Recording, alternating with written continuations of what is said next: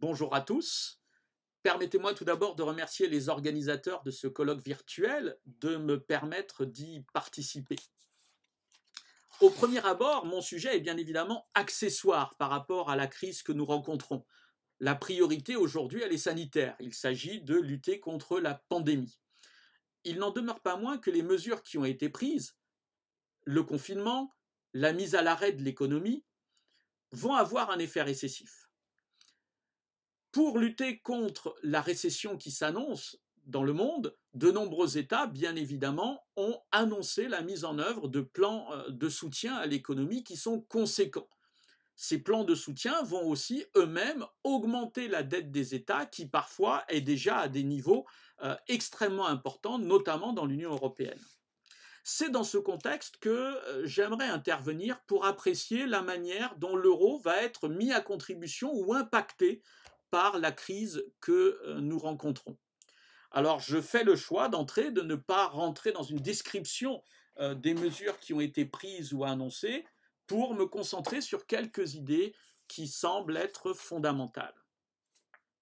Il faut d'abord s'intéresser aux mesures d'urgence avant peut-être de se tourner vers une appréciation de ce qui nous attend à moyen et long terme.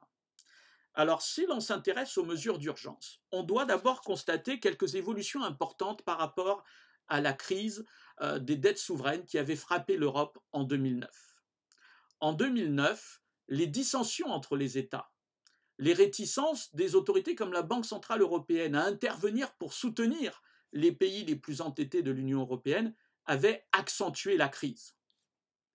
Aujourd'hui, la situation est différente. D'abord, les États, l'Union européenne, ont peut-être tiré les leçons de cette expérience passée. Ensuite, la crise qui nous frappe, la pandémie qui nous heurte, est indépendante, bien évidemment, de la volonté des États et elle les frappe tous de la même manière. Autrement dit, on ne saurait reprocher à l'un ou à l'autre son comportement. En tout état de cause, si l'on s'intéresse aux mesures d'urgence qui ont été adoptées, on peut s'en féliciter. Alors bien évidemment, on peut constater que dans un premier temps, les États ont agi de manière non coordonnée. Il n'y a pas eu de décision collective concernant le confinement des populations. Il n'y a pas eu de concertation préalable à l'annonce des plans de relance qui sont invoqués dans chacun des États membres. C'est un fait. Toujours est-il que dans cette situation d'urgence qui a un caractère exceptionnel, il me semble que, avec les moyens à leur disposition, les autorités économiques et monétaires ont bien réagi, notamment pour protéger un petit peu l'économie des effets qui s'annoncent et aussi sans doute pour préserver un peu la confiance qu'on pouvait avoir dans la monnaie unique. Alors intéressons-nous d'abord par exemple aux mesures qui ont été prises dans le cadre de l'union économique. A priori, il est absolument évident que les mesures qui ont été annoncées par tous les États, les mesures de relance ou de soutien à l'économie, mettent au second plan l'impératif qui figure dans le pacte de stabilité et de convergence de parvenir à une réduction des déficits publics et des dettes publiques. Or, ce pacte de stabilité a été rendu de plus en plus contraignant depuis sa création. Dans ce contexte, on pourrait imaginer que le pacte est abandonné ou qu'il est remis en cause par la crise que nous rencontrons. Cette lecture est sans doute un peu excessive et on peut en faire une analyse beaucoup plus positive. En effet, les autorités européennes, notamment la Commission européenne, a elle-même annoncé qu'elle allait faire jouer toutes les flexibilités, toute la souplesse que permet le pacte de stabilité. Et puis, elle a fini par annoncer qu'elle activait les clauses dérogatoires que permettait le pacte de stabilité, notamment les règlements 1466/97 et 1467/97. Elle a donc proposé au Conseil la suspension du pacte, ce que le Conseil a accepté. Autrement dit, le pacte de stabilité n'est pas abandonné, il n'est pas remis en cause, il est temporairement suspendu. C'est une mesure qui est mise en œuvre dans le cadre de ce que permettait le pacte de stabilité, donc a priori en toute légalité, et c'est une mesure qui était nécessaire. On aurait pu imaginer qu'une concertation plus importante serait mise en œuvre. Celle-ci a encore le temps d'être réalisée et la Commission européenne, dans les mois à venir, va s'atteler avec les États à l'élaboration des programmes de coordination de politique économique qui tiendront sans doute compte de la situation. Si l'on s'intéresse maintenant aux mesures qui ont été prises du côté des autorités monétaires et donc de la Banque centrale européenne, on peut constater que la Banque centrale européenne s'est d'abord montrée peut-être un peu réticente à l'idée de venir soutenir les États et l'euro dans cette période de crise. Les premières déclarations qui sont faites, notamment par Christine Lagarde, appellent les États à prendre leurs responsabilités, ce qu'ils n'ont pas vraiment fait, ou en tout cas pas de manière collective, et peut-être pas dans une intervention dans le cadre d'une intervention qui serait suffisante économiquement. Toujours est-il que là encore, la Banque centrale européenne a pris en compte les erreurs du passé et sa réaction a été beaucoup plus rapide et beaucoup plus vive, puisque la Banque centrale européenne a annoncé qu'elle allait mettre en place un plan d'urgence pour faire face à la pandémie. Concrètement, la Banque centrale européenne s'est engagée à intervenir pour soutenir les petites et moyennes entreprises, à racheter sur les marchés secondaires et d'une manière beaucoup moins contrainte qu'auparavant des titres de la dette publique des États ou d'entreprises. Au final, la Banque centrale européenne a annoncé qu'elle allait mobiliser près de 1000 milliards d'euros, qu'elle allait injecter dans l'économie près de 1000 milliards d'euros sous forme principalement d'achat de titres de la dette publique sur les marchés secondaires. On voit donc là une intervention décisive et extrêmement importante de la Banque centrale européenne. Ça n'est pas la première, elle l'avait fait face à la crise des dettes souveraines. On pourrait éventuellement souligner que progressivement, la Banque centrale européenne fait de plus en plus évoluer ses fonctions. À l'origine, elle voulait s'en tenir à une interprétation stricte des missions qui étaient les siennes, assurer la stabilité des prix. Elle ne souhaitait pas intervenir davantage dans l'économie. Aujourd'hui, elle intervient de manière radicale, ce qui d'ailleurs pourrait à terme susciter quelques contestations de la part de certains États. On pense notamment à l'Allemagne qui est toujours attachée à une vision très stricte, très orthodoxe du rôle de la Banque centrale européenne. Donc les mesures qui ont été adoptées dans l'urgence, finalement, sont tout à fait justifiées et on pourrait considérer que les mécanismes qui ont été mis en place ont plutôt bien fonctionné. L'euro a bien répondu à ce premier défi posé par la pandémie. Reste que si on se place sur le long terme, l'appréciation peut être différente.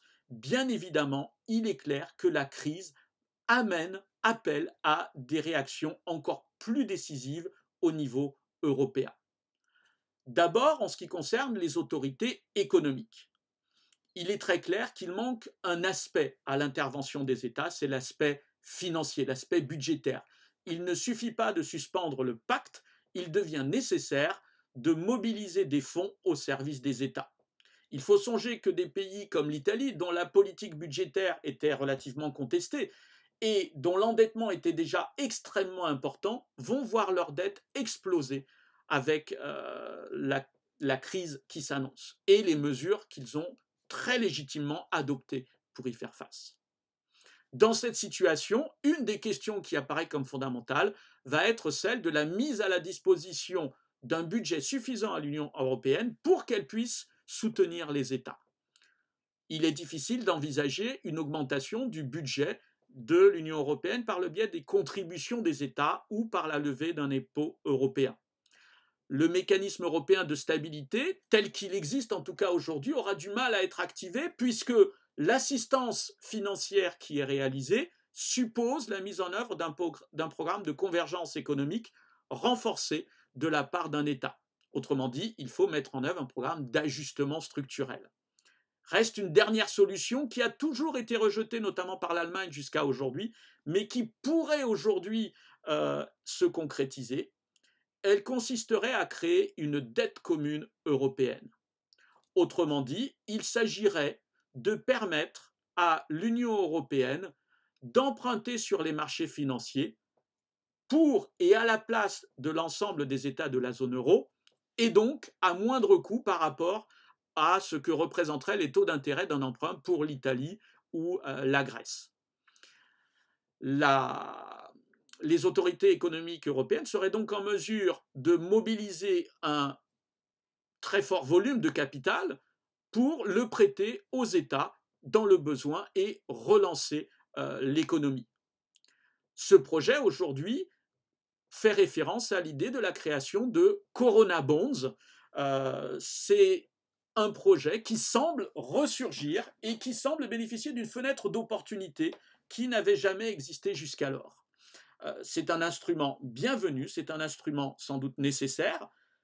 La crise liée au coronavirus pourrait donc avoir pour effet, après plusieurs dizaines d'années de débats, de conduire à un développement d'une dette publique européenne, au développement d'obligations européennes. Il faut être tout à fait lucide. Si l'on ouvre ainsi un nouveau moyen pour développer le budget européen, eh bien, on avance davantage vers la création d'un budget européen conséquent qui va demander le développement des mécanismes de gestion et d'assurance démocratique dans ce qui concerne la gestion de ce budget. Cela signifie que si l'on avance vers la voie de la création d'une dette commune européenne, eh bien, nous allons franchir un pas supplémentaire vers une Europe fédérale au plan budgétaire. Se posera la question de la création d'une forme de gouvernement économique européen, d'une représentation ou d'une mise en jeu de la responsabilité de l'Eurogroupe, ou en tout cas, des politiques mises en œuvre par l'Eurogroupe face au Parlement européen, etc., etc. Bref, paradoxalement, la crise du coronavirus pourrait avoir un effet positif en justifiant des avancées supplémentaires dans l'intégration européenne. La crise va bien affecter le droit à court terme, mais surtout à long terme, et peut-être plus qu'on ne l'imagine. La question pourrait aussi être envisagée pour la Banque centrale européenne. Il semble que la Banque centrale européenne tende progressivement à faire évoluer sa mission. Au début, partisane d'une stricte orthodoxie de la politique monétaire, elle ne s'intéressait qu'à la stabilité des prix. On voit que progressivement, elle a assoupli son appréciation de ses modalités, de ses nécessités d'intervention sur les marchés, avec les contestations que cela a pu provoquer, notamment du côté de l'Allemagne. Ce faisant, la Banque centrale européenne elle-même est confrontée à de nouveaux défis. Il en est un premier. La Banque centrale européenne ne cesse de multiplier ce qu'on appelle des interventions non conventionnelles, qui ne correspondent pas aux moyens d'intervention traditionnels des États et des banques centrales. Et finalement, comme la Banque centrale américaine, se pose la question d'un retour à des mécanismes d'intervention plus normaux, plus simples, finalement moins forts sur l'économie. Et puis, à plus ou moins long terme, un autre sujet pourrait apparaître. La Banque centrale européenne est devenue, et sera encore plus demain, l'un des principaux acheteurs de titres de la dette publique des États. Quel va être le devenir de cette dette publique? Certains ne manqueront pas de souligner que les titres acquis par la Banque centrale européenne vis-à-vis de certains États n'ont guère de valeur et pourraient peut-être éventuellement être annulés, ce qui remettrait en cause un des fondements de l'union économique et monétaire, suivant lesquels celle-ci ne peut pas monétiser la dette et il ne serait pas question que les États financent les déficits ou les dettes de leurs partenaires. À plus long terme, on voit donc que la crise du coronavirus pourrait amener à des changements ou à des discussions profonde sur le fonctionnement de l'union économique et monétaire. Peut-être pourrait-on envisager que les impératifs en matière de convergence fasse aussi l'objet d'une évolution pour intégrer dans les critères qui existent aujourd'hui davantage d'aspects sociaux. Pourquoi pas, comme cela a été proposé par certains, la prise en compte de critères de convergence sociale. Quoi qu'il en soit, après les mesures d'urgence qui ont été adoptées, il apparaît clairement que la crise du coronavirus va justifier une évolution du fonctionnement de l'Union économique et monétaire, de la gestion de l'euro. Il va devoir trouver les moyens de s'adapter encore davantage pour exister, pour se développer. Nous sommes peut-être confrontés à une évolution future importante des modes de fonctionnement de l'Union économique et monétaire. Peut-être que finalement, cette crise qui va être terrible, et qui l'est d'abord sur le plan humain, mais qui aura aussi un impact considérable sur l'économie, peut-être que cette crise servira à renforcer les idéaux démocratiques qui sont à l'œuvre dans le cadre européen. Merci beaucoup de m'avoir écouté jusque-là et je vous souhaite une très bonne journée.